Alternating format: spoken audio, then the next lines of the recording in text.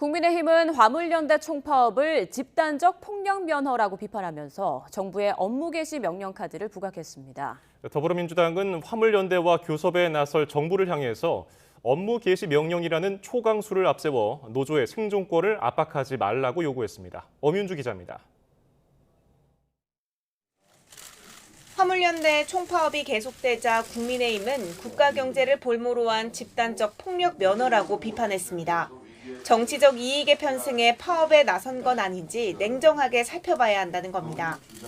그러면서 화물연대와 대화 노력도 중요하지만 업무 개시 명령 등 특단의 대책이 필요하다며 정부의 법과 원칙에 따른 대응을 촉구했습니다.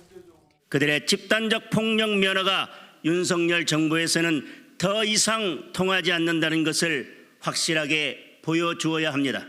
업무 개시 명령 등 특단의 대책에도 주저함이 없어야 할 것입니다. 더불어민주당은 화물연대와 국토교통부의 교섭 시도에 회의적인 반응을 보였습니다.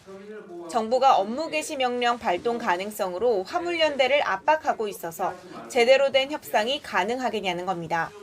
이와 함께 정부가 지난 6월 파업 때 약속했던 안전운임 품목 확대 등을 지켰다면 총파업이 시작되지 않았을 거라면서 정부 책임을 부각했습니다. 이 사태까지가 올 정도로 어떻게 보면 윤석열 정부가 방관하고 있었던 것이 아니냐.